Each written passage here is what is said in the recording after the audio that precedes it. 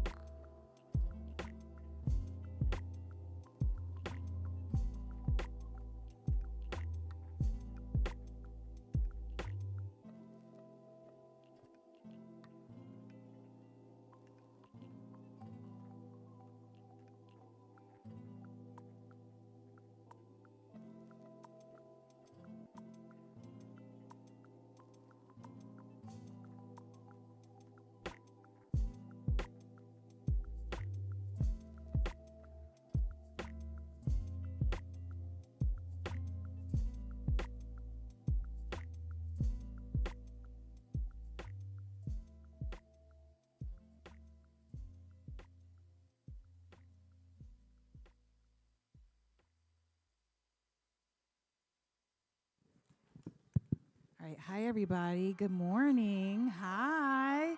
All right.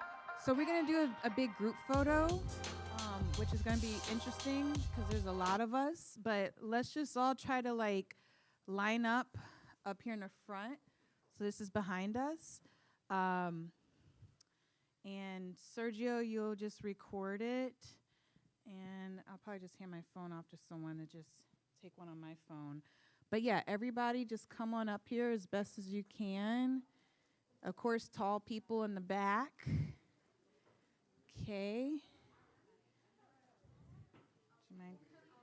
Yeah, you don't mind?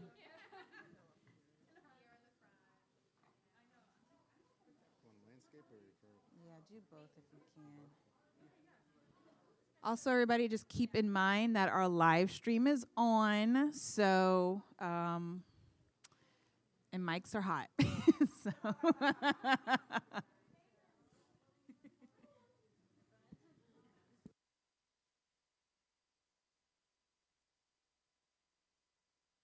can you guys push back just a little bit? If you got to sit on a chair, you can sit on a chair. Come on, come on, come on. File on in, file on in. Yes, yes, yes. There you go. Try to fill in any little gaps you see. Come on, gals. Y'all could get in the front too. Can you back up just a little bit more? Come on, everybody. Teaching artist. Okay. Yeah, if you, okay. All right. Let's see. What is it looking like on your end? I think everybody has to get a little more cozier with each other. Nobody bites, I promise. Get a little, wait, we missing people. Why we got to get the vertical people in the back. So come on, you two in the front. Y'all switch places. Would you mind getting over here by the speaker for me, sir? Okay, awesome. All right, gals, I don't know if we're going to see you behind these chairs. So, yeah, let's just move them out the way, maybe. Yeah. And let's maybe move some this way. Is it looking clean? Looks good. Mrs. Cadota, come get in this photo. Yeah. You come over here. Now it looks like we need to fill in something here. Maybe I can get over here. Oh my God. Thank you. You're good. Let's see, you want to get maybe right here? But if I stand in the front, I'm going to block people because I'm tall. Let me see. Is she blocked? You got everybody in? Okay, where can I go with that? Did you want it for you? Oh, like right here? Okay. Okay. All right. So we just gonna, smile and look happy, like we all know each other. We know each other, right? Yeah. Remember that one time. Okay, so we're gonna smile, and then when we do the camera, everybody's gonna say "dream forward," but I'll tell you when to say that. Okay? All right. So you're gonna start with our. We're gonna start with Aaron and the young lady back there in the back who I don't know your name. Hi, Miss Kamikawa. Hi. All right.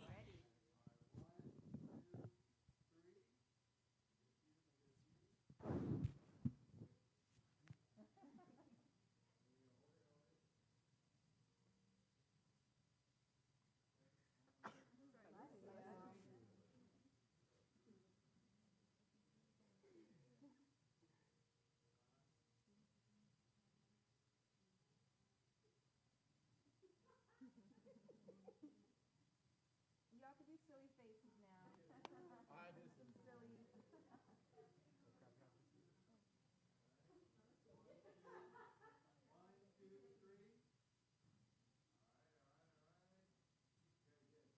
All right, so now we're gonna get Sergio. We're going to now look at Sergio. And on the count of 3, you're just going to yell out, dream forward, okay? All right? We're going to do this 3 times. We're going to do dream forward twice, and then the last one we're going to say money talks, okay? All right? Here we go. So, 1, 2, 3. Dream forward. All right, we need a little more energy on that. I know we got some theater kids up in here too. Okay? All right. So on 3, 1, 2, 3. Dream forward. Okay, so now we're going to say money talks on 3. All right? 1, 2, 3. Money talks. All right. Well, how do y'all feel? Y'all want to just do it one more time and just give a big like woo at the end? Can we do like a big woo at the end? Like woo! All right, yeah. Let's keep it energy. Yeah. So we're going to do money talks and just woo! Okay? And then run to your seats. Okay. Here we go. 1, 2, 3. Money talks. Woo! Yay! Awesome. Thank you all.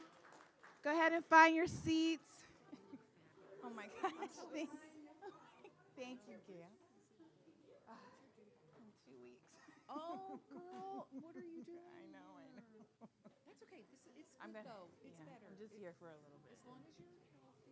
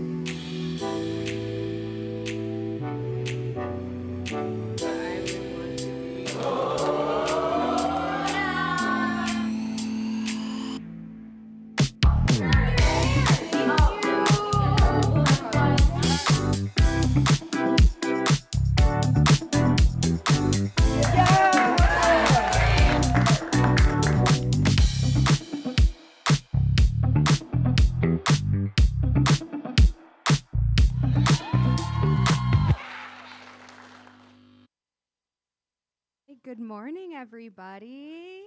Good morning. I know we all just got a little acquainted up here, but it's so good to see your faces. Some of them I recognized from a few years ago, so it's good to see you guys again.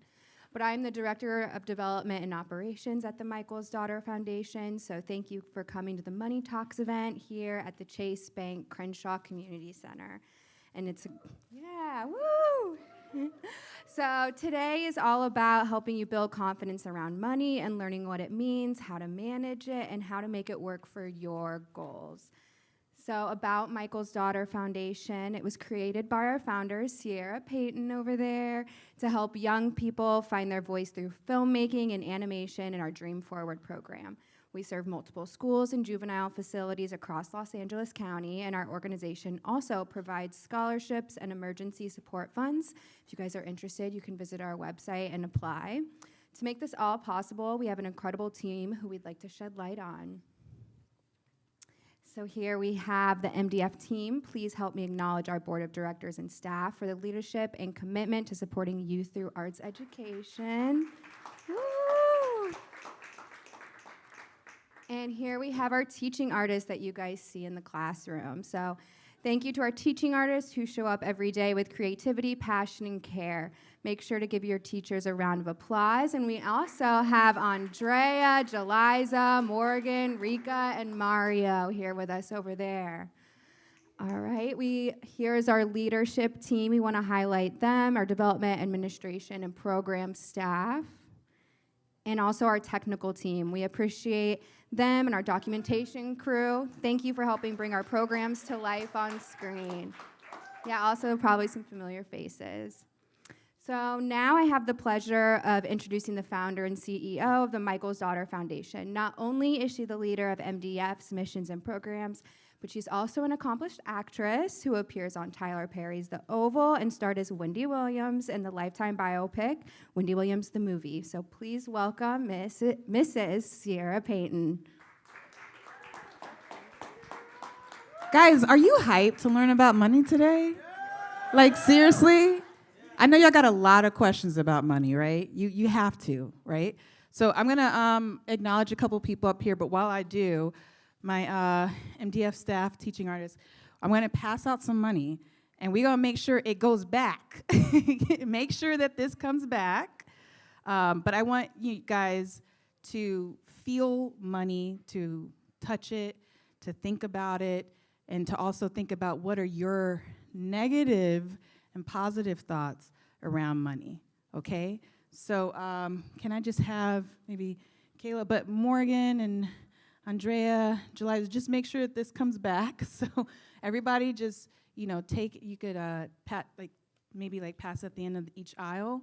And so as I'm talking, just think about it. Just have a look at it, okay? All right? Okay, great. All right, so thank you, Kayleen, for that introduction. Okay. I'm just really excited that you guys are here. I'm excited to be here. And I just want to take a moment to thank our partners. We have Chase Bank, Gals, Carson High School staff, Environmental Charter School, and our partners at LA County Probation, Barry J. Nydorf, Los Padrinos, and Camp Kilpatrick. Thank you all for supporting your students and partnering with us on this important work. Thank you, thank you, thank you. All right, and so I also want to acknowledge our sponsors. They need to be seen. I need to not block this screen. So we want to thank our sponsors who help make this all possible. So everybody just clap if you're grateful for the sponsors, right? Because without them, these classes, this event would not happen. It would not be possible at all, okay? So I just want to talk a little bit, too, about why money talks. So why are we doing money talks? Right now, some of you are holding the money that I passed out. And, growing up, I didn't always have clear guidance on money. My family struggled a lot financially, and at times it caused a big strain on my upbringing. I got my first job when I was 14 years old, teaching at summer camps. And I'll tell y'all, I had to lie and say I was 16, but I was 14 working, teaching at summer camps. And I had to learn how to budget, how to save, and shift my mindset over time. Now, even now, preparing for a growing family, managing a nonprofit, and being an actress, I'm still learning new ways to take care of myself and plan ahead. So money, it's not just paper, it's a tool. And how you manage it always begins with how you define it and your relationship with it. So, sometimes they say money's evil or it makes, it makes you bad. When you think about those things that you're putting onto money, those things become true. So if you start changing your mindset around it, putting more positive things around money, you can grow it, you can nurture it. You can treat it as if you've planted a seed of a flower and nurture it and grow it. So it's all about your mindset around how you view what money is. Money helps you to make choices, it builds security, and support the people you care about. So today is about giving you tools and confidence early so that you can make informed decisions and build the kind of life you want, okay? So let's go ahead and dive in here. I want to take a moment to introduce our host. I'm so excited to have her here because she's just amazing. She's a best-selling author. She's a TEDx speaker and the CEO of the Evolution Collective. She's also a former Google vendor partner and a StoryBrand certified guide, which means she helps people and companies tell powerful stories that create clarity and confidence. Alea works with leaders and young people all across the country, helping them tap into who they are and build the life they want. She brings energy, purpose, and heart to every room she enters. So please get hype, get excited, give a nice round of applause to Miss Alea Harris. Thank you, Sarah. Thank you so much. And good morning, everyone. I'm so happy to be here. Hello to you. What's your name? Gianni Rodriguez. You and me, we're going to be friends. I can already tell, Gianni. I got you. Besides Gianni, I heard a little birdie tell me that we had some gals here. Do we have some gals here? Do they walk in? I'm sorry, do the gals represent themselves by saying that they are here? Can I get a whoop, whoop, whoop, whoop? That's what I thought. Welcome to the gals. But I also heard, little birdie told me, that we got some more than some gals here. Where you from? Hey, girl. Carson. She said it. She didn't say it with her chest, but she did say it. Carson, where you at? What? Okay, y'all. How many? There are like 5 of them and like 50 of y'all, and the gals totally beat you, Carson. We're gonna try that one more again. Okay, I'm gonna need you to pull from your diaphragm.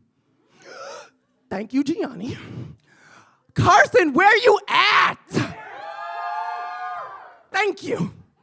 That's what I'm talking about. And I heard that we had one more school. Don't look like that. Nobody's talking over there.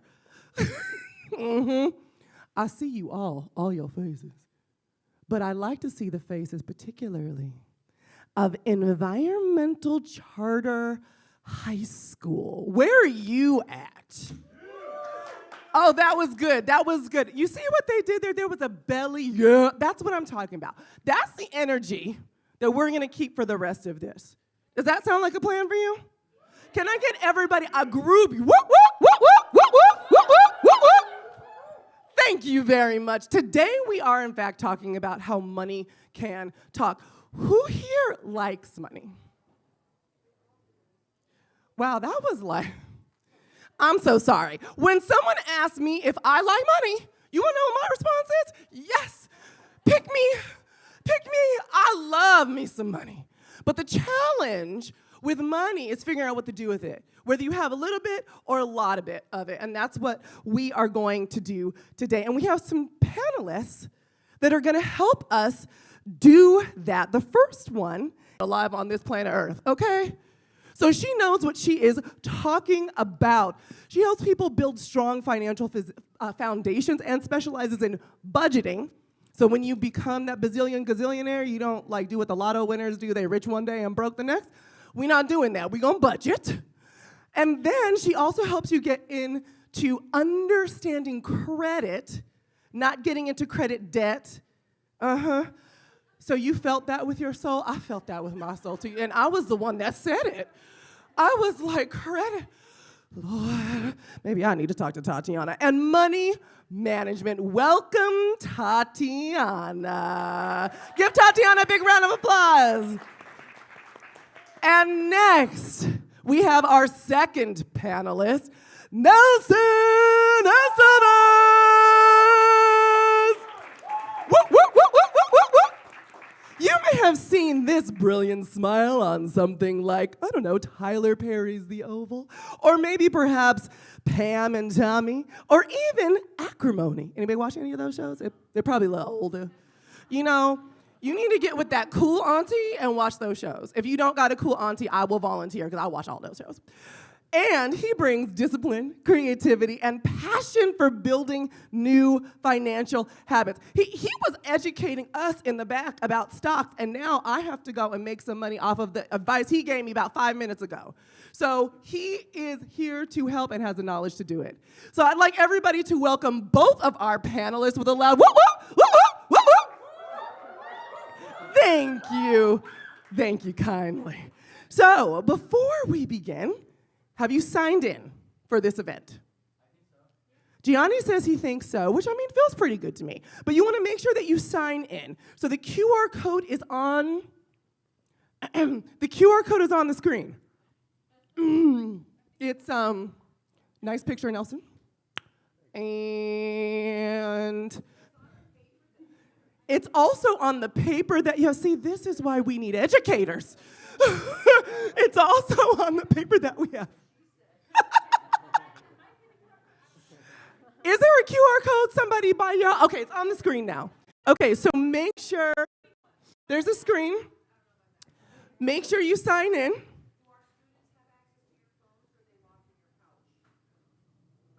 They look like they have their phones. Were they not supposed to have their phones? I'm not saying nothing. That's not my business. But for those who may or may not have their phones on them, the QR code is there. Please sign in. Signing in helps us. It's not just us keeping tabs on you. It helps us make sure that we can do more programs like these for your schools and communities. Okay, so now that that is all underway, we already know I like money. I love me some money. I'd rub it in my sheets if I could. But what is it, really? What is money? Is it that paper? Is that dollar bill? Is it the things that, I was going to say Jay-Z. I don't know any updated rappers. Who's a rapper y'all listen to now? Nobody? Nobody? We don't listen to rap anymore? Oh, is that not a thing? Okay, I just felt really old just now, and that's not cute. Y'all, don't need to do that. Jeez Louise. Anyways, what is money? Is it the cash in your pocket? Is it the numbers on the screen? I'd like a volunteer, and by the way, if you couldn't tell, I will pick on you whether you raise your hand or not, so you might as well self-select. What is money? Gianni. Wait, hold on a second. This is good. Hold on a second. Money is a social contract in which we put like value into this piece of paper. It is just a means of like trade and like production and stuff like that. Wow. He's working on it. Oh, look at that. Look at that. He probably had to turn it down. He goes, I didn't know she was going to be that loud. In literal sense, we put money, we put meaning into money. Otherwise, like, it's just paper. It literally is just paper. Or dollars on the screen. Yeah, just dollars. Right? A number. And thank you so much. Thank you. I mean, it might be a social construct, but when you don't got it, the water goes off, right? So, is it any more than that? What is money? I love that answer, by the way. Yep. Money is a necessity to our living. Like, without it, we're not going to survive, and that's just how it's set up. That's how it's set up. So both of you are absolutely correct. Hold on, I'm going to get to everybody. Well, not everybody, but most people. Both of you are correct. It is a social construct, but it's one that we so deeply believe in that we can't pay for bills and food and anything else, right? So you might be kind of frustrated that that little green piece of paper or those little digital things on the screen have so much power over your life, but isn't that the truth? Right? I have a feeling you're going to go far, my friend. Yeah, that's right. That's right. Okay, so does anyone here want to share something they've heard about money at home? Okay, I did not write this question, but I'm going to say something before y'all answer. I don't need to know too much of your business. Okay? Leave names and identities out of these stories. We do not need to call nobody after this session, okay? So I will repeat the question. Anyone here want to share something they have heard about money at home? I think you raised your hand, yeah? Wait, hold on. Basically, to be very careful with credit, and that debit was way better, and that credit is pretty dangerous because you can get into debt. Woo, anybody else heard that? I heard that. I think my mom has tattooed on her face. That's what she said to me. Anybody else? Anybody else hear about money at home? Not to let other people borrow your credit. not to let other people, she said, don't borrow your credit and no cosigners. All right, anybody else? What? You got, hold on a second, I'm coming over here. I should have had one of you run this mic for me. You saw I wore heels today. Nobody volunteered, that's rude. What did you hear about money at home? Don't steal it. That is positive. That is very good direction. But you know, it's real easy to be like, there's a pile of cash there, it's not mine, let me take it, or let me go rob a liquor store. Well, I don't know how easy it is to rob a liquor store. I do not know from experience, by the way. But it's also easy to steal money accidentally, kind of, right? Like, there's just dollars on the screen, does it really matter? That's when we start getting into gray area. You got something else? Don't spend it like all the money at once. Like, save it. Save your money. Save your money. Say, whoever told you that is a smart human, but don't tell me who it was. Again, identities are protected. Okay, so they've said some really smart things, panelists. Nelson, Tatiana, I mean, would you agree? We have a very smart, savvy audience. But Nelson, how do I not age you when I say this? Go for it. You have seen more summers than they have. So your perspective has probably changed from when you were their age to where you are now. So how did your mindset shift around money? Great question. I think I was pretty headstrong or stubborn, as some people might say, so I had to learn through trial and error. So, but now the ultimate answer for me would be it's a mindset for me, my perspective, and also that it's a tool that I can utilize to achieve certain goals. I love that. Tatiana, what would you say? You know, over time, I will say that even though I've been in this industry for a very long time, is that money is something that you continuously learn. The reality is that things change. So when you're younger, you're probably on social media platforms looking at things that other people have, and you want to fit in. And so you catch yourself trying to buy these things just to feel good. Well, that only works for a certain moment in time, right? That's not going to work forever. So I would just say that over time, my perspective on money changed in the way that I'm looking at the bigger picture of like, what is my ultimate goal? And what are those tiny little things that I can do today to then eventually get to that goal? And so I will say that don't think that money is a one and done, because it's not. It goes from beginning to end.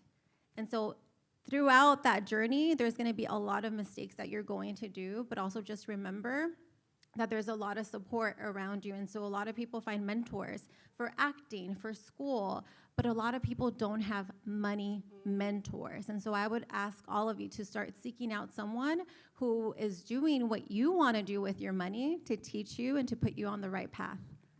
And I'm not volunteering you, however, I was sitting in the back talking to you, and she was sharing about her own money stuff, and I felt like I got richer sitting next to her. And it wasn't because she was like, bling bling. I was about to quote another rap song that would also age me. I'm just gonna not. But it was because she played the long game. She talked about Instagram. How long do you look at a single Instagram post? How long do you think? 0.7 seconds. What did you say? Half a second, right? And you're judging and building your life and what you think money should do based on half a second of looking at someone's snapshot of their life.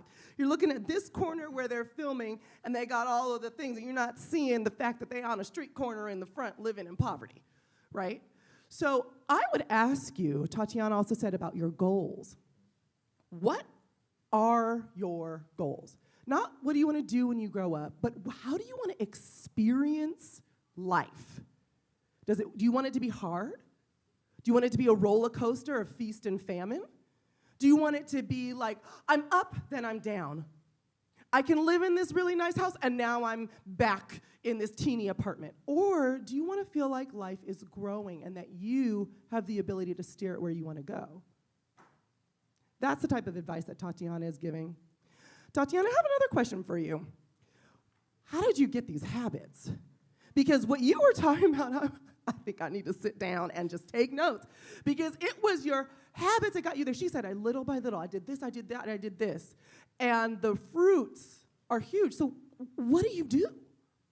Oh, that's such a great question. Well, first of all, let me just put it to you this way. If it's hard for you to manage a couple $100s, can you imagine how hard it is going to be for you to manage millions of dollars? I know most of you want to get to that point, and you mentioned earlier with millionaires, right? People that win the lottery. Well, guess what? Many, I think the statistics, I don't know exactly, don't quote me, but I think it's in the high 80%, where most of them go bankrupt. They lose everything.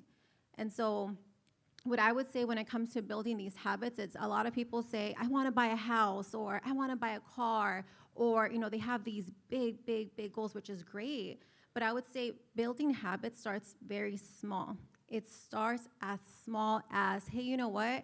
I'm not going to get that cold foam on my drink because that's $1 extra, right? And I get a drink every single day. And so if you stop doing that, that's $7 a week. And if you do that for a whole month, that's how much? Who's my math whiz here? $1 a day. How much is $1 a day if the month has 30 days? It's around $30, right? And then you times it by 12, and then you times it by, and you see that the dollar didn't seem like a lot, but over a period of time, every single thing adds up. The other quick thing that I want to mention, because I know you mentioned debt, yes, it's so important to start paying attention to those money habits, because you can mindlessly scroll and end up on these websites and these pages and then on checkout, and then it makes it so easy for you to just click and boom, 2 days your item is at your house. So what I would say is start incorporating a habit that counteracts with that habit. So for example, because I notice that too, right? At night especially, I can't sleep. Does anybody have that problem, or is it just me? Okay, cool. We're on the same page. So what I was doing is I was scrolling, and then I was checking out, and the next thing you know, it was like 100, 200, right? So I realized that I was bored. I was bored. So instead of doing that, what I started to do was declutter. So every time I would get bored, I would stop, and then I would start decluttering one of my drawers.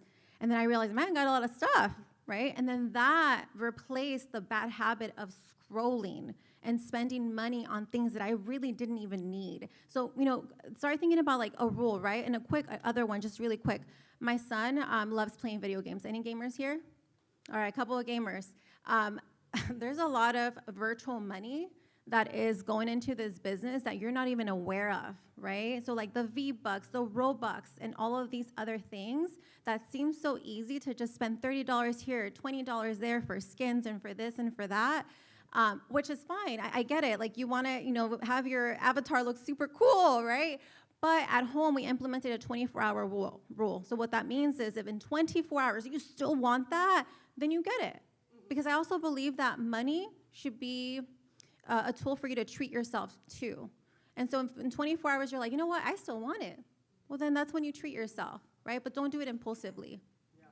I love that, and I feel seen. So yours was decluttering. Mine was going on Duolingo instead.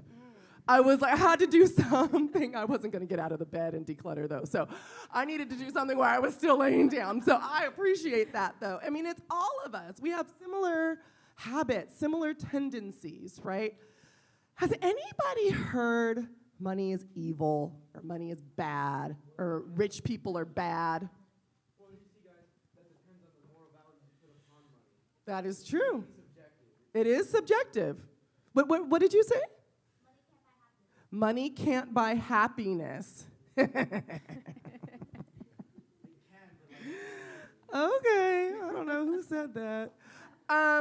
Anything else? Anybody hear anything about money's bad, evil, wrong, rich people are bad, you can only have enough money, or you will only get so much money, so why are you trying so hard?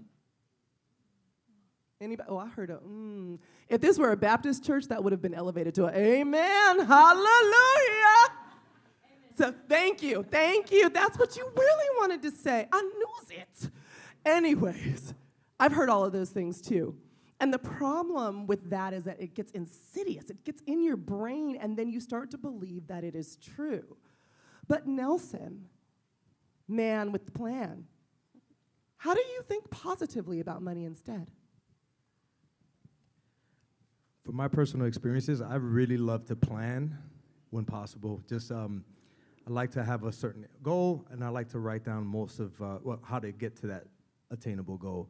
So for me, it's just a lot of planning, because at times, just being a creative, my mind is just always all over the place. So I always like to just see it visually, and then that way I can just apply. And I'll set long-term and then also short-term goals for me.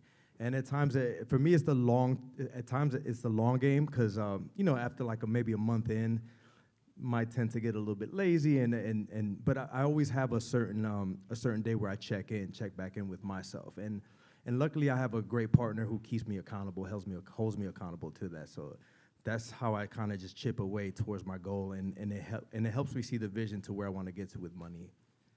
So if you want to get somewhere with money, right? You're here and got a lot of money. You make your plan, you got a little bit more money. You follow your plan, and you stop getting on Amazon when you're laying in bed. That was autobiographical. And then you start making more money. So then what do you do with it? Tatiana, you talked about budgeting. Can we talk a little bit more about that? When you start actually getting something to budget, because when you broke, you like, budget, why am I going to budget? Well, I have nothing to budget. But if you start doing right, you want to protect it. What do you do? Yeah, so actually, Nelson is right in line with this. There's a misconception when it comes to budgeting in terms of what it means to people. A lot of people feel like a budget is, what do you think? Like, just say it out loud. What's a budget? Limitation, restrictive, like, oh, no, you can't buy that. No, you can't buy that. A diet, yes, all of those things. A money diet, yeah, pretty much. All of those things, that's what people really think of a budget. But a budget is simply you having the power and telling your money exactly where it's going to go. It feels so much better to know, hey, you know what, I'm into makeup. I love makeup. I can buy makeup all the time, but I'm on a money diet, budget diet. But you know what I did? So now I just started incorporating into that budget makeup money, right? So start thinking of like, hey, like I have a little bit for this, I have a little bit for that, and then make space for the things that you actually do enjoy. The other thing with budgeting that a lot of people miss is that, we always say pay yourself first, and people don't understand that concept. They're like, I don't understand what that means. Pay yourself first is the same way that you would pay a bill. So how many of you have a phone? Most of you, right? What would you do if you couldn't pay that phone? You could, right? But most of you are like, well, that's not going to happen, I can't right? survive. Most people will do anything it takes to make sure that their phone is paid. But yet we don't do that for our own savings, right? We pay the electricity bill, we pay the gas bill, we pay all these other bills, but we don't pay ourselves. So incorporating a budget, all it simply means is like, hey, this is how much money I make, and then I'm going to have these buckets, and I'm going to put $100 there, $100 there, $100 there, and so on and so forth. So you're telling your money where it needs to go. That's all a budget means. And the other last thing when it comes to budgeting is that people think like, oh, cool, I did my budget, I'm done. No, a budget has to continuously be worked on because there's so many life changes that you're all going to go through. You're going to graduate, high school, go to college, get into a relationship, get married, have kids, et cetera, et cetera. That your budget's going to change. Your lifestyle is going to change, and so your budget has to change alongside that as well. That's such good advice. One of my favorite things that you said was, you get to be in control of your money as opposed to your money in control of you. How many of you actually believe that that is true? That you can be in control of your money instead of it being in control of you? I want you to hold on to that fact forever. Because as soon as you believe that you don't have control, that's when you start getting into credit card debt. That's when you start making bad decisions. When you feel like you have the power to move things around to live the life that you want to live, that's when money is a tool as opposed to an albatross around your neck. But this is my favorite question. I'm going to ask both of you this question, and then I'm going to take notes mentally as well. How many people would like to know how to make more money? Yeah, me too. Nelson? can we make more money? So within your budget, I would highly recommend to set aside some money into the stock market. I do have a mentor by the name of Tyrone Jackson. Just want to give him a little plug. He has pretty much implemented a system on how to do so. I'll just brief you on it really quick. The best way to go is towards, we just talked about this as well too, with the Standard & Poor list, which is also called the S&P 500 list. Yeah.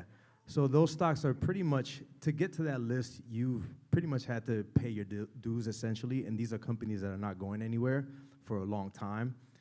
You guys might know Microsoft, Amazon, they're all part of the S&P 500. So I would say invest, chip away a certain percentage within your budget into these companies, because they should be here for a long time, and just leave it aside. Don't even, live about your day. And like Tatiana also had, she made some investments, and then she went to go check a few years later, and she was just like, oh, wow, it's increased tremendously. So I would recommend that.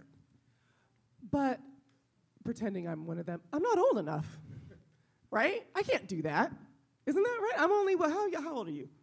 Okay, never mind, you're an adult. How old are you? 17, just made it under the ground. I'm not old enough, right? Don't I have to be like an adult? I'll go into the next section. So there are a few ways to get into investing. Definitely talk to your parent or guardian to get you into that. But there are other ways to make money also. So I'm going to tell you a story. I was in vocal jazz in high school, and so my school was going to go to New York and sing at Carnegie Hall. And sounds really exciting, but my family didn't have the money to pay for that. And so I had to get really creative because I really wanted to go. And so I started thinking about like, okay, how do I make money? And I think a lot of times we get in our own head of like, I don't want to be embarrassed, or I don't want people to feel like I don't have money. But I was like, you know what? I'm really good at baking. I mean, it's not that hard. The instructions are on the box, right? So I got a $1 box of chocolate cake mix, and I made, I think it was like 35 brownies, and I sold each brownie for $2. And then during lunchtime, and I was like, oh my gosh, that's $70. If I do that 5 times this week, like I could probably get my money in about 2 to 3 weeks. And I did that. And I was able to go to New York and have spending money. I think that was like my first time at Sephora. Sephora was just up and coming. And so like, you already know I love makeup. So I was like, ooh, I got makeup money.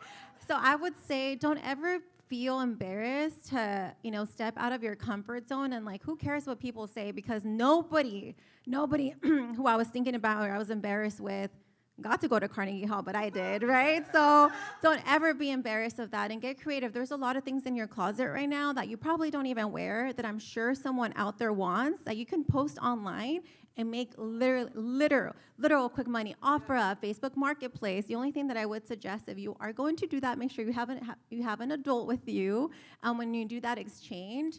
But there are so many different ways to do side hustles. I just had a panel here, actually. It was a 16-year-old girl who was a nail tech, and she's making $5,000 a month. A month. And she's like blowing up on TikTok, and she's making a ton of money. So like if you're really good at something, there's someone out there that wants those services or those products from you. So who cares what anybody says? Just go for it. Do it. Chime in one more. I'm still learning. And brownies are on my list, and the S&P 500. Another one you can add on the list is a high yield savings account. It's really simple, because usually. Wait, what does that mean? It's a bank account where they pay you to hold the money, to hold your money there monthly. So usually at a 3% or sometimes even 5%. Yeah, the APY, correct. So usually the APY right now is like 3.2 to about maybe a 3.5, which is pretty decent right now with the economy we have right now. So let's say if you have $100,000, you're getting about $300 a month there monthly, just for having the account there, because there's certain banks that people hold their savings there and it doesn't grow. So, and then that money as well, you can take it out. Usually you can take it out. It usually takes about 5 to 7 days, if that. Let me know if I'm sorry? If you really want it. And I think that'll be great for like a mid hold. Like you should have a short-term hold. What I'm saying by that is pretty much what you should have, whatever you need to live based on your budget, you should have about 3 months, usually 3 to 6 months, you would say. 3 to 6 months, you should have that in your bank account, and then anything else after that, you should keep it in the high yield savings account. So that's your short term and midterm, and then long term would be the savings with the stocks. Hold on, let me. Where's that? Does somebody else have a mic? Does one of you have a mic? Oh. Oh, that's what that's exactly what I'm doing. Okay, so you had a question. Actually, I like this one better. I'm gonna give you this one. It's fine.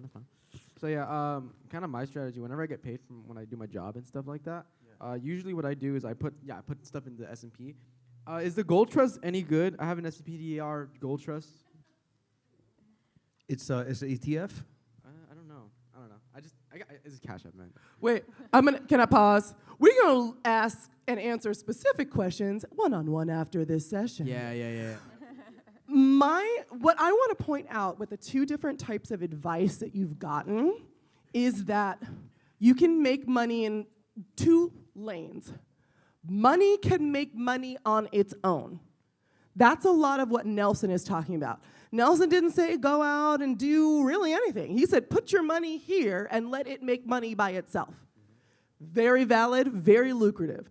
The other thing is you get off your little Watusi and you do something about it, right? You get to work.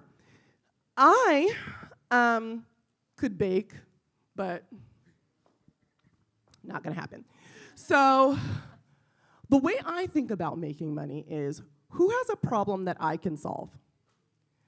Will they pay me to do it? If the answer is yes, then you have a way to make money.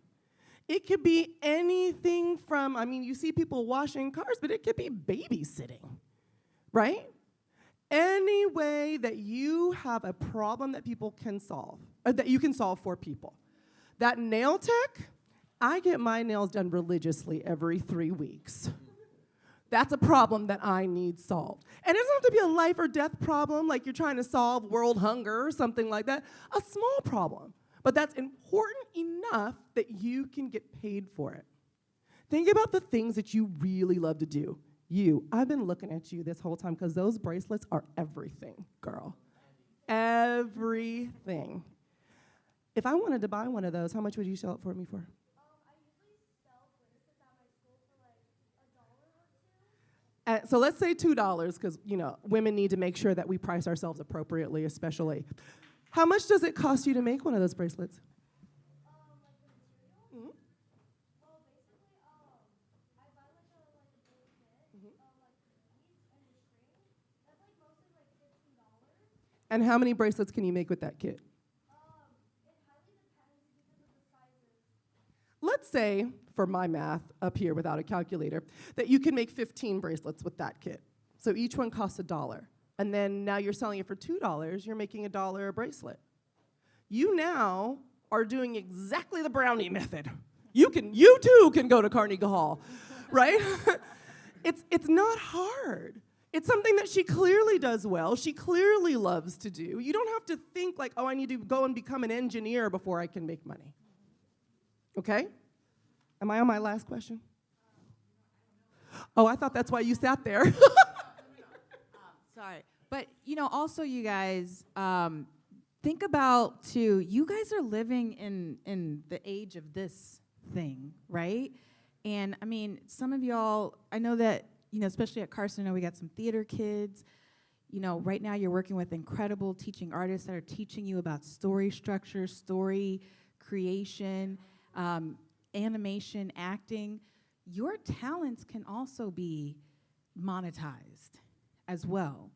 Yes, you have to put the work into it, but you could create a YouTube channel. You can talk like what Tatiana was talking about with makeup. Do you know how many makeup influencers are on YouTube? I watch them all the time. and they're making money and they're getting sponsored. Also you could do that on TikTok and Instagram. You could start a TikTok shop. Anything, but also too, like if you have your own personal business that you want to start, like the nail technician, or doing nails, and yes, like if you're under 18, obviously, like, you can work in a nail shop right now, but, if you're doing it for friends and family and they're giving you tips or whatever, or like donating to starting your business, you can be advertising those services or thinking about advertising those services on social media. It's a tool for you guys. And you guys know that how to work it and operate it better than we do. And people are making bank and becoming millionaires off of it. So, while you're studying in school, you're learning your math and English and foreign language and all that stuff. Also know that you guys are so blessed and lucky to know technology in the ways that you guys know it, and you can utilize technology in a way to make an amazing living for you and your families. So just keep that in mind. And it just starts with telling your story. You know what I mean? You guys are with me? You understand what I'm saying? So there's so much. I think about this story. There's this guy named Randy Lau. During the pandemic, he was expecting his first child. He lost his job, and he just started a YouTube channel where he was just cooking with his dad on Saturdays. It went from 0 views. The algorithm got crazy. He started getting a whole bunch of views. This guy now makes $50,000 a month just from his YouTube channel. Yeah, he got a partnership with Target to have like a cooking cutlery line. So, and there's other people doing these types of things, people that do dance classes, people that, like I said, makeup, hair. There's an influencer I watch. She talks about personal style, it's endless. So think about the things that you're good at. The young lady that I was talking about, the bracelets, you can be documenting you making those bracelets for people. You could be documenting when you make your first sale. People want to hear your story, and they'll pay you for your story. And even when we show this clip and video to our kids at Barry J and CVK and LP, I want everybody in this room to know too, beyond that, your story is your asset. I come across so many films that people have sold their rights to have Hollywood make their film, like the Antoine Fisher story. I was just watching a movie not too long ago, and it's just, your story is such an asset. That's all I want to say. This is what Michael's daughter came out of. I'd shared my story. Now it's a company. So you can utilize that to monetize and make money. Anybody got any questions on that? Yeah, okay. Sorry. There we go. We're going to get this mic situation. Go ahead. So I'm thinking starting a commissions for arts. How do I start that? Oh, there's so many resources for that. Commissions for arts. Well, first of all, we do have I think it's called a California Arts Commission or something like that. But there's tons of resources, and it just, again, technology. Go online, do some Googling, because there's tons of funding out there to help you get started. And you have to be very, very clear about what you want to do and why you want to do it. Yes, for grant money. And a lot of times, with grant money, yes, they donate to nonprofits, but they also donate to independent artists. So that's how I started with a lot of this work that we're doing now. I got grant money from the city of Los Angeles to teach acting and filmmaking classes. And so you can do that. You just got to go online. There's California Humanity of the Arts. There's California Arts Council. There's LA County Arts. You just go online and you just start digging and digging. Also, too, another thing, this is outside of what you just asked, but again, you guys are very, very smart. You could go on things like Fiverr, Upwork. You guys know how to do Canva. You guys are posting on TikTok and Instagram all the time. So now you can become a social media manager and be creating social media accounts for businesses, local business. You could go to this spot across the street, say, hey, do y'all need some social media action or whatever? Hey, I'm a kid, I'm a student. If you're gonna pay me, I don't know, $300 a month or something, I'll do your Instagram feed for you. I'll come stop by once a week, or once every other weekend and take some photos of the food and the customers and stuff like that. These are things that you guys can do. You can make money off of it. And so, and if you want to start a type of initiative, there's grant money to help you get started, but you can also do like Indiegogo, GoFundMe, stuff like that. But the big thing I want you to know, everybody, whatever business you want to start, you have to know your why behind that. And you have to make the story very, very clear and make it relatable, because what Ms. Alea was saying is, how can you solve a problem for someone? And that's where that story comes from, and that's where the why comes from. All right? Sorry, I totally took over, but here you go. But it was fabulous. We can have that takeover any time of the day and night, darling.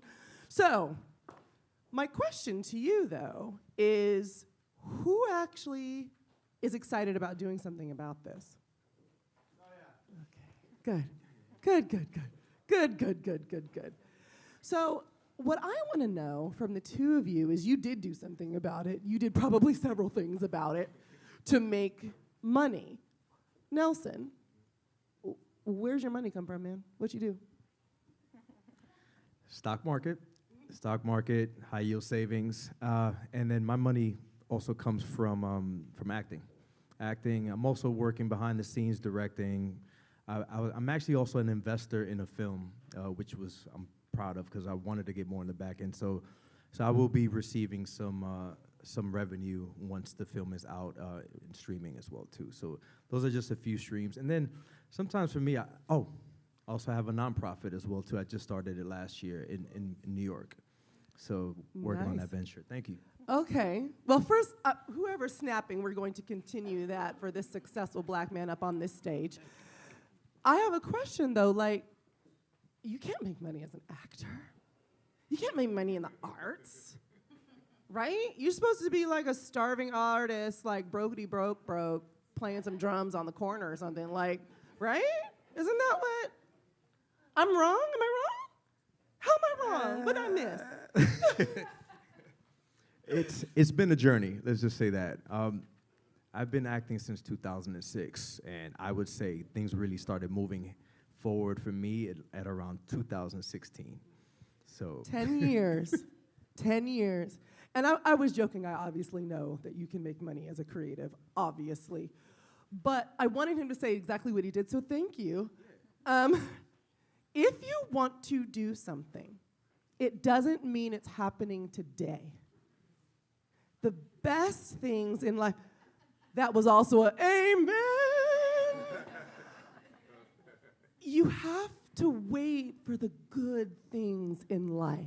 That doesn't mean you have to wait to make any type of money. But you could start with bracelets with the goal of making bracelets that are in every Nordstrom's and Bloomingdale's in the country. That's not going to happen next week. But you have a clear goal. You keep going towards that goal, and you will get there. Not, oh, well, maybe you will get there. That's how goals happen. Clarity, progress, determination, and a little bit of humor probably along the way. Yeah. Tatiana with all Mommy Warbucks over here. You make money on top of money to do with money about money. Tell us how you do that. Okay, so I have several sources of income. I'm just going to sit down. Yes, obviously I work for Chase. I'm a community manager here, so I get a salary, which is really nice because it's stable. Every 2 weeks I get paid. But then I also have investment properties, and those investment properties give me money every single month, right? Because when I bought them, my mortgage is less than what I actually rent them out for, so that's called cash flow. So those properties are cash flowing, so every month I make extra money on that. But then on top of that, I do have a rental company, and that rental company, I do 3 different things. So I do like snow cones, cotton candy, and then also a photo booth, and it's really cool because I don't have a lot of time. I'm a mom, I have 2 kids, they play sports. You know, it's crazy sometimes when you have these extracurricular activities. So for the rental, it's really cool because it's actually passive income. Like I just drop off the items, right? And then I just pick them up at the end of the day. And so that literally sometimes makes me anywhere from $300 to $1,200 in one day without me being there. And then, yeah, sometimes I do send my husband off to deliver some offer-up items. I'm selling, he hates it. Because then he's like, oh, where are you sending me today? But we make extra money, doing that, selling some things that we just don't need. And of course, we also, donate back to the community. Can I be you when I grow up? Thank you so much. Absolutely. Same. You can be Yeah. anything you want to be. Okay, well, I'm inspired. Ooh. Are there any final words that you would like to add? Let's start with Nelson, and then we're going to take questions. So this is your time to ruminate, because when I pass this mic around, somebody better ask a question. Oh, I know you will. Okay, Nelson. I think it's really important because when I was your age, I would say, oh, I got time. I'll do it later. I'll save it for later. I'm in my 40s now. I know somebody's going to say, oh, man, damn. But I'm going to say, you look good, man. Thank You you. look good. We don't crack. So. Don't crack. Don't crack. So I would say do it now. Just start doing it now. And it's okay to make some mistakes along your journey, because the mistakes, it's not how you fall, it's how you get back up. So you're going to make mistakes. Trust me on that. So just do it. Start doing it now. And Tatiana. I would say be extremely delusional about everything that you can accomplish, and don't let anybody tell you that you can't. Don't let your circumstances tell you that you can't, because that doesn't define you, right? You mentioned mistakes. I made so many mistakes. We made so many mistakes, but reality, that doesn't define us. It's how we move forward. How do we, progress? And then also, like, how do we pay it back to our community, to our kids, to the future generations, and to our families? So everything that you learned today, I really hope that you take back to your family members, because I guarantee you 99% of them probably didn't even get a little bit of this information when they were in school. I love that you said your mistakes don't define you. And also, I will add that money does not define you either. So whether your bank account has a lot of zeros or a negative sign in it, that doesn't change your worth nor your ability to succeed. Doesn't matter how many dollar signs are in your parents' bank accounts either, right? My dad was an immigrant to this country, right? He grew up eating scraps that were put underneath the table for him to eat. And he came here, and now he has his master's degree and makes quite a bit of money. And I went to college, and I went to USC, fight on, right? You can't let your current circumstance, no matter what's happening, determine where you will end up. That was my closing moment. Oh, I got this! Okay, I warned you in advance that I was coming around with this microphone. Who has questions? Oh, yes! Thank you for not making me beg you. Let me sit up straight. Oh, good. Oh, see. So, Yes! for example, I had this question for a long time. Basically, people like me that have a very high income monthly, how do we know who trust Who to with trust? our money? Oh, with your money? Yeah, with our money. Obviously, Tatiana. Tatiana, you want to answer that? That is such a great question, and I'm so glad that you brought that up, because I do know a lot of celebrities that have been scammed out of money by their own management sometimes. So what I would say is definitely do vetting, right? Like, vet your people. Make sure that they have a long track record. And don't fall victim of, again, like social media, right? A lot of times you see like, oh, I can do this for you, and like they have millions of views, and then people automatically say like, oh, they're credible because, they have millions of views or millions of followers. That doesn't mean that they're actually credible. So I would say definitely vet the people that you surround yourself. Every single one of you, as you grow up, and then you have your business and whatnot, or whatever it is that you want to do, you have to have a team. You have to have an attorney. You have to have a tax, not accountant, a tax strategist, right, to teach you like exactly the money moves that you have to make. And every single one, and a banker. The banking relationship is one of the most important ones. A lot of people, for me, it's never been about being transactional. For me, it's always been like, I want to build a relationship with you and then see you grow from beginning to end. So you really have to look for those people. And I'm going to be very honest with you, it's not easy to find. It's not. And so at the first sign where you're like, oh, something feels off, always trust your intuition, because you're going to know if that person's going to be good for you or not. Really great advice. Nelson, you're on the creative side. What would you say to answer that? Who do you trust with your money? And how do you know to trust them? I'm going to yes and what Tatiana said. It takes a village. And there's been certain times I've had certain accountants and the math was just not mathing. And like she said, something doesn't feel right. So I got another accountant, and then as soon as I speak to them, then they would tell me what the errors were made. So trusted my gut, but I did pay the cost for it. But now I do pay to have a team. But then also for me, I do want to learn a little bit, just so I could be ahead of the curve and just understand and also be proactive with the following year as well too. So yeah. That is smart. If I was going to add my own 2 cents, I would say what I tell you about me may or may not be true. So go ask somebody else about me. Go get a testimonial. Go ask their clients. Go, hey, can you give me some references and see what they say or what the word on the street is about that human. Also, even if you're having someone manage your money, do not be ignorant about money.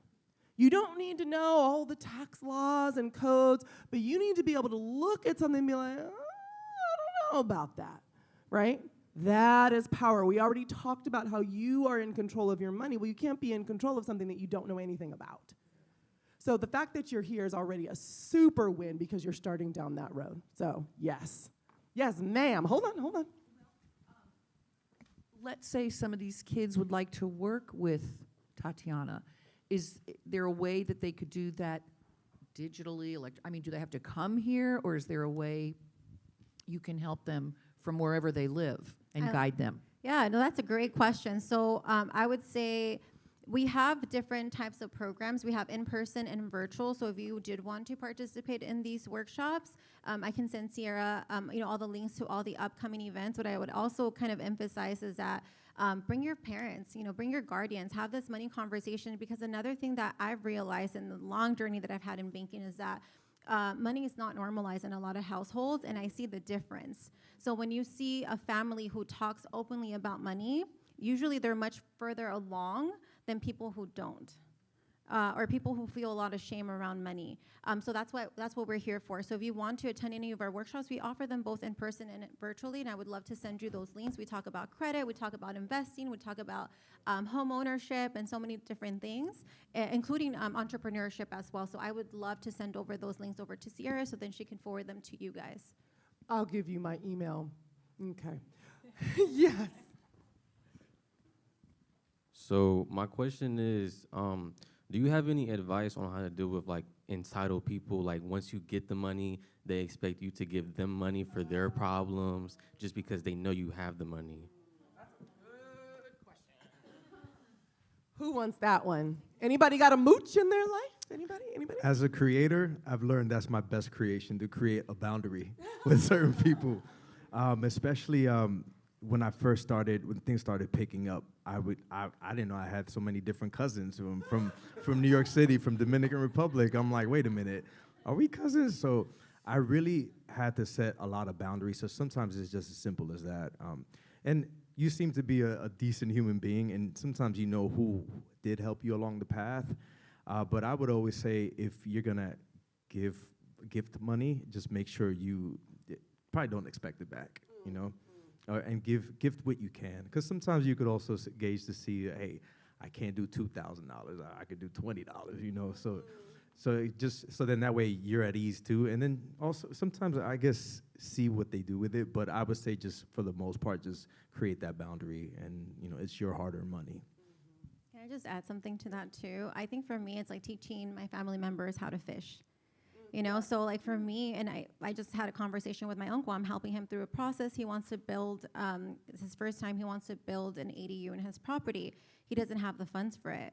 So do I have the funds to let him borrow money? Yes. Did he go and ask my mom to borrow money? Yes. But instead of saying here you go, we're gonna lend you money, I said, well, we're not gonna lend you money, but we're gonna teach you how to go to the bank and ask for this money. And so we're in the process of that. So, and I think that that's gonna go further, because then he's gonna be able to set up his kids with that information when they grow up. Oh. Isn't that a way they can build their own credit? Absolutely, absolutely. So that's another thing when it comes to building wealth. One of the things that I always say is that credit is not bad. A lot of people have this perception of credit as being bad because they get into debt. So yes, if you're in debt, then yes. But was it credit that was bad, or was it your money habits that were bad? Right? There's a difference. What I would say is use your credit and use other people's money, aka the banks, to make you more money, which is what I do, right? When it comes to buying properties, I don't have $800,000 in cash. I wish I did, right? I have them in assets, but the bank is going to give me this loan to then buy the house, to then increase in value and then build equity for me. Technically, it was the bank's money all along, and I'm the one benefiting from it. Yeah. Yeah.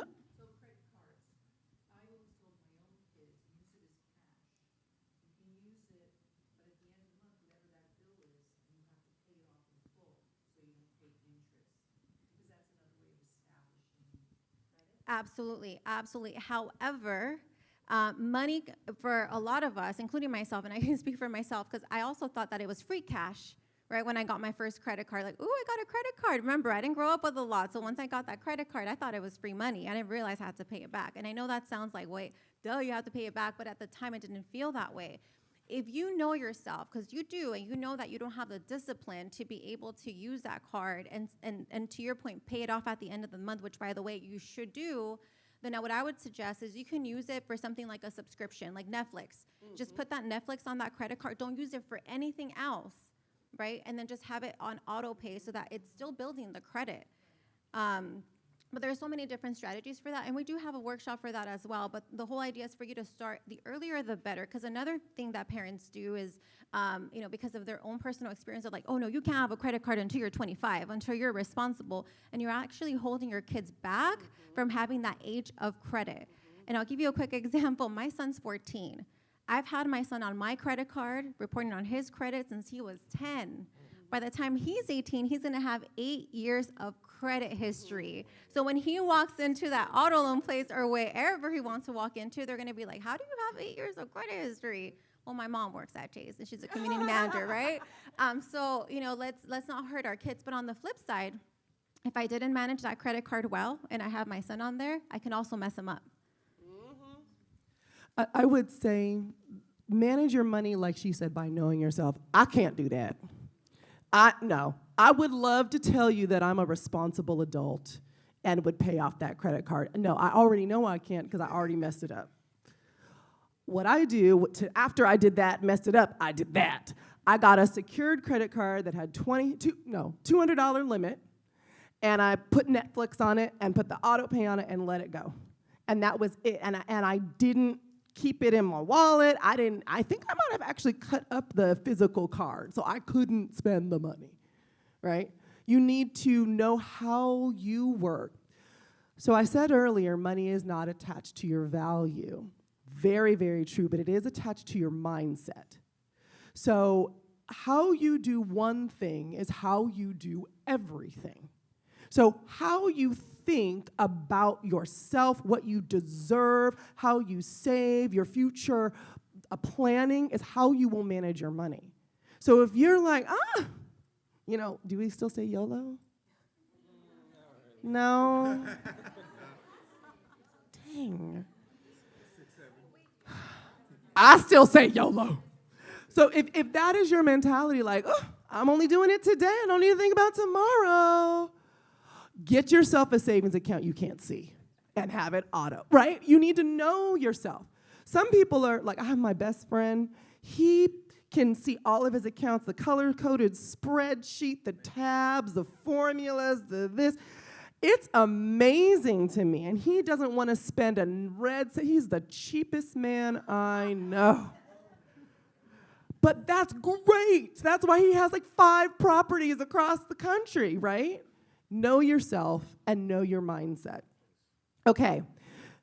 Oh, one more. Oh, I'm so sorry. One more. You just do. I think maybe one, two. We're gonna do 1, 2, and that's it, unless somebody is burning. Hey y'all. Can you hear me? Oh, yes. Great. Okay. Hey. I teach at Barry J, and since my students couldn't be here, I have some questions from them. They mostly wanted to know. So you talked about the S&P 500s, how to invest. How do you actually start? Like, is there an app that you recommend? Do you make an account somewhere? How do you go from like, I want to put it in here. How do I do that? And then the other question they had was, how much money do you need to retire, and how do you make money once you are retired? Like, how do you make sure things are still flowing in? Those were the two main questions they had. Can I answer? I'll answer the S&P part. Yeah, really simple.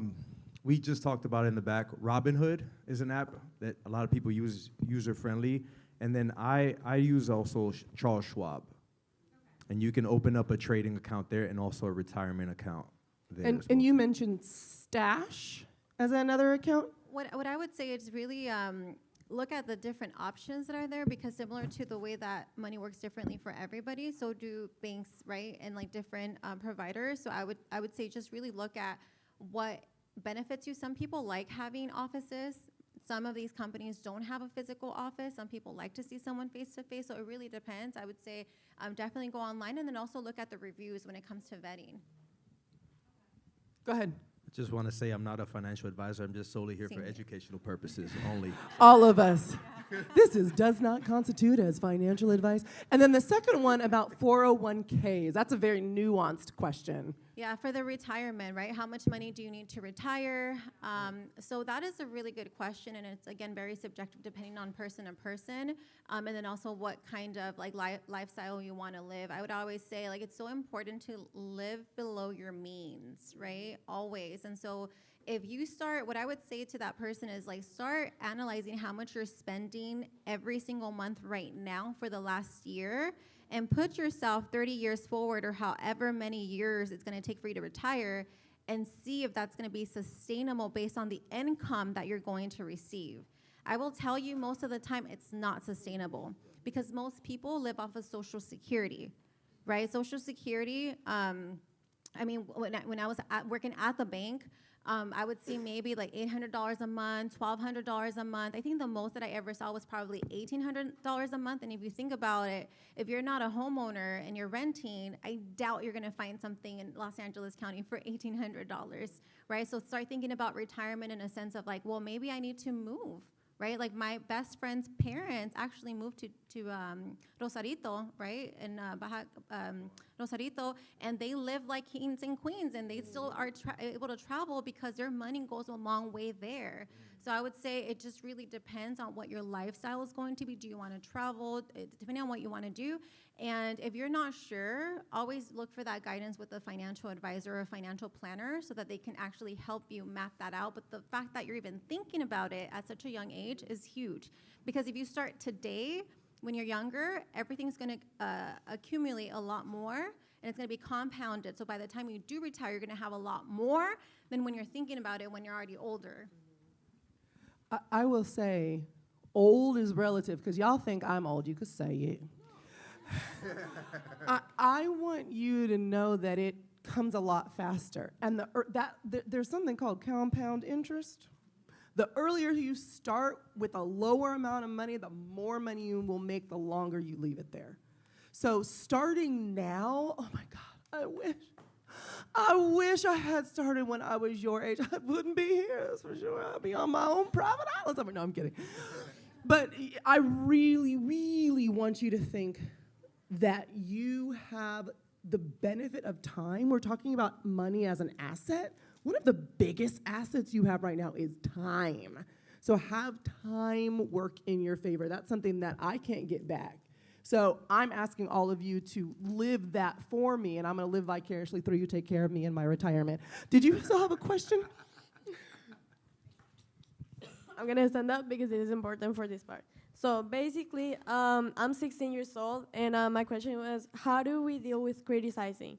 Because since I'm 16, I'm a volleyball coach. I've been coaching for 2 years. I make $60 per game, which is I do usually 3 games per week, and it's $100 per week. Usually I do 6 games too.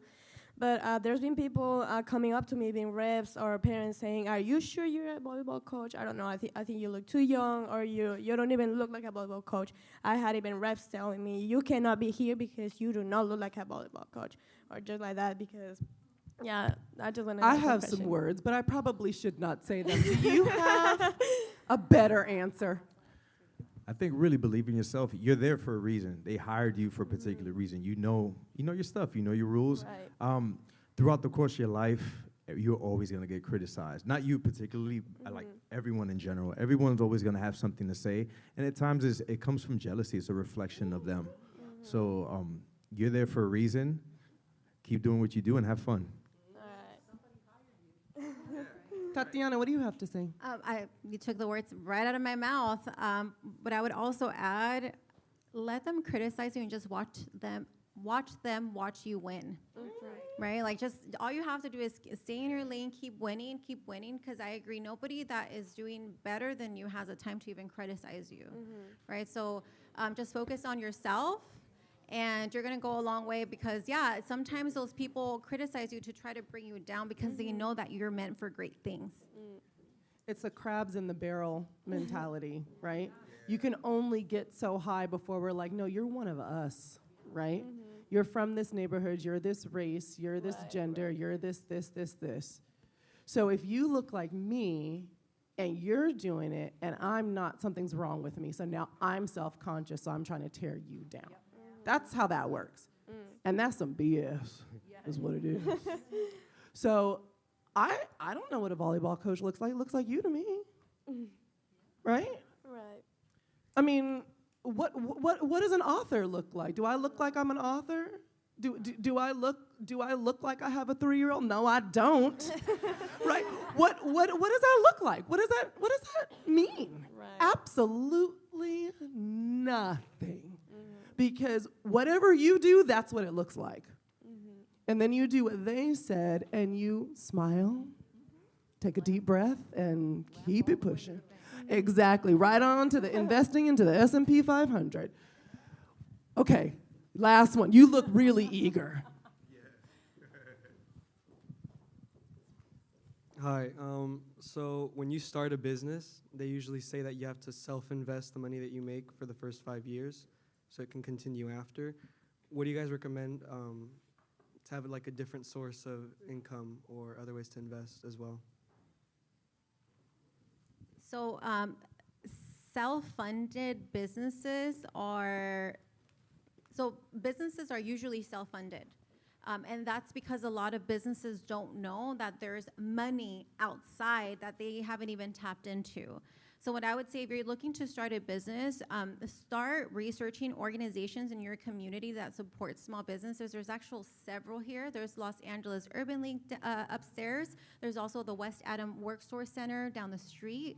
And a lot of these organizations do pitch competitions based on your business. For 30 seconds, I've seen people win $25,000 that they don't have to pay back.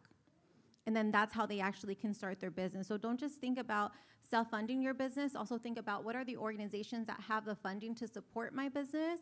And then on top of that, make sure that your personal credit is really good, because as you're growing, a lot of people have this misconception that business is business and personal is personal. But when it comes to actually getting funding or capital for your business through a bank or through lenders, they're going to base it off of your personal credit, because you're the guarantor of that. And that's where a lot of our businesses make that mistake. And they're like, well, you know, it's my business. I'm like, yeah, but your personal credit is not not doing so good. So if you can't handle your personal credit, how are you going to be able to handle your business credit?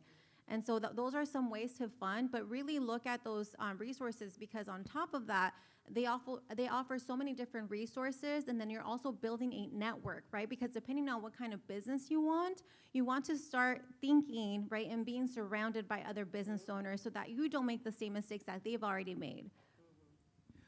I will say I own a couple of businesses, and the best money comes from the most boring places. The place with the ugliest website, the place you've never heard of because it's grant dollars and part of the grant does not include marketing. That happens a lot, right? So you go to the places that might not be the shiny things on TikTok. They might not be the bank with the name that you see. But there's a website called Alice that has grants. There's also, think about yourself. There's a lot of, I looked at myself and I'm like, what do I got for me? I'm a woman, I'm black, I have education, and then I looked, grants for black women, grants for first-generation college students, grants for, use everything that you have, and you would be surprised. There is so much money out there. And yes, there are loans, but there's a lot of grants for businesses and small businesses. So I would take advantage of that. Speaking of money, who wants some right now? Good answer, good answer, good answer. So before we close, it is raffle time. We will have 3, count them, 1, 2, 3 winners who will each receive $100. I could do that better. $100 courtesy of the In Tribe. Tribe or Tribe? Tribe. Tribe? Oh, the In Tribe. So if you haven't signed up yet, how do they do that? You all got your tickets. Did everybody put your ticket in here? Anybody? How about this? Anybody not put your ticket in here? Okay, here we go. We got. They need to put their names on them, right? Or do they have 2? Oh, she put it in there. Okay. We got all of your tickets in there. Whip them out. They're the blue ones. I feel like y'all been talking to me. I don't feel like I'm as trustworthy. Come on, one of you, come on over here. You're going to be my ticket grabber. Come on, one of you. All right. Thank you. All right. Drum roll. And the first winner is... Drum roll. 415008. Woo! We got one. Okay, let's get the, hold on. There we go. And our winner, high five. You never turn down a high five. There you go, free money. You should invest that. Okay, who's our second winner? Second winner is 415022. Woo! Woo! And our final third winner, hold on. Take a deep breath, who's feeling lucky? Manifestation. All right, here we go. Who is our third winner? 415023. That's a manifester right there. $100 for you. Winners all around, but I'm going to say something really cheesy. Are you ready? You're all winners because you have the knowledge that you came to learn. Exactly. But for real, though, the ones who won that cash hard money, congratulations. Congratulations.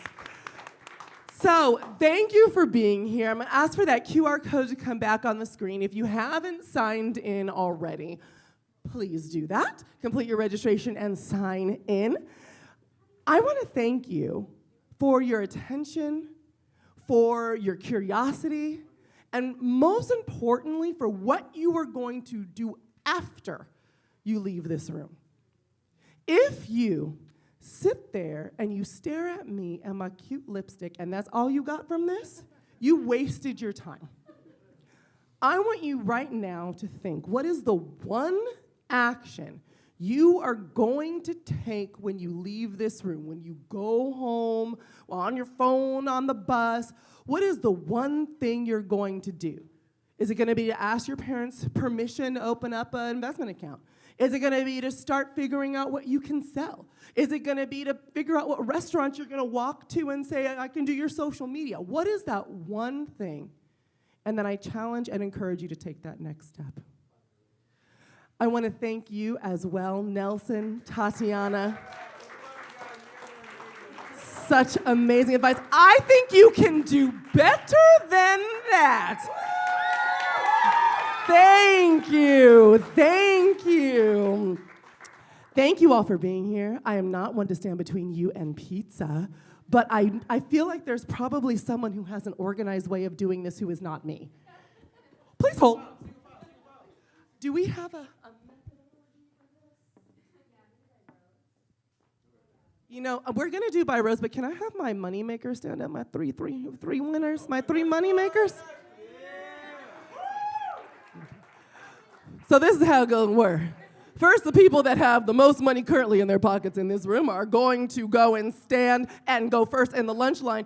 Everybody will use hand sanitizer first. And then she told me to go by rows, and I specifically asked her how she wanted me to do this, and then I'm not going to do it that way. So sorry. Y'all gave me a little bit of oomph in the beginning, but we're going to have a contest right now to see which school is going to go first. Okay? This is for pizza, everybody. The most enthusiastic, the most creative, the loudest school will get to go first. And you guys are going to vote. Yeah. You're going to tell me, because, I'm hyping them up, so I can't do both. So Nelson and Tatiana are going to vote, and if you're hungry, blame them. First off, where are my gals? Jesus. I think Jesus himself heard that one. That was good. Can I hear from Carson?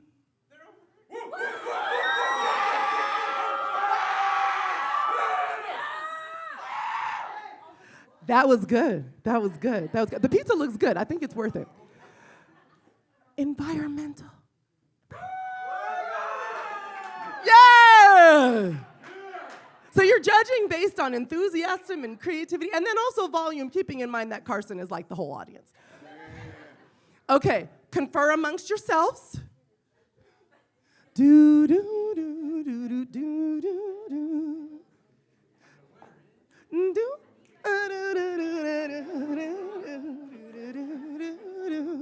This is taking a long time. There's only 3 options. Okay, dear judges, who is going next to get pizza? Environmental. Woo! Environmental, please stand up, use hand sanitizer, and go get your food. After environmental, who will be getting in line?